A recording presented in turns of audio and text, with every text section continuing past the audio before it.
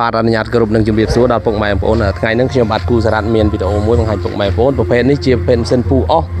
ຂະຫນາດធុនធំពុកម៉ែបងប្អូនធុនធំប៉ុន្តែអានឹងយើងប្រើក្បិតមុខមួយទេបាទពុកម៉ែបងប្អូនយើងប្រើអស់ហ្នឹងគឺយើងប្រើអស់វាបែករួចហើយទេបាទអស់ដោយសារអស់ហ្នឹងកាលមុនវាធំតែយើងពុះអត់មានអស់ពុះយើងសាកអានឹងបានពុកម៉ែបងប្អូនប្រភេទសារ៉ាងនោះគឺយើងប្រើសារ៉ាង X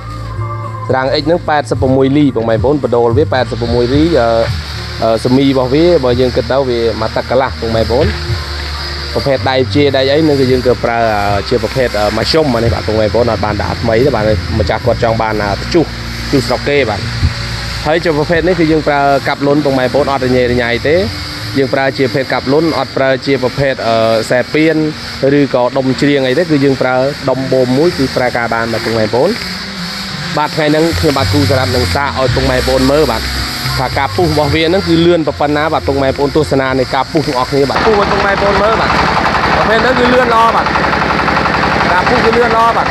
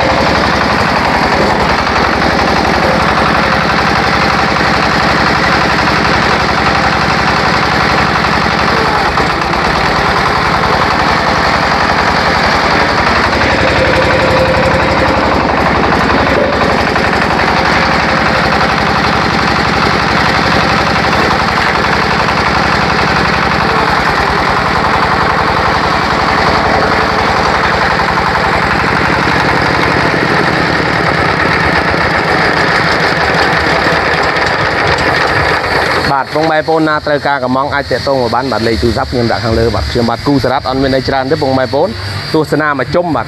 កាមេរ៉ាឆ្វែលមកជុំ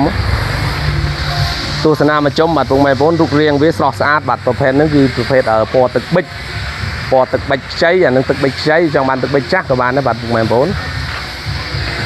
បាទខ្ញុំបាទអត់មានអីច្រើនណាបងប្អូនសូមអរគុណបងប្អូនដែលធ្លាប់តាមដានវីដេអូពីមុនមកបាទសូមអរគុណនិងសូមគោរពលាបាទ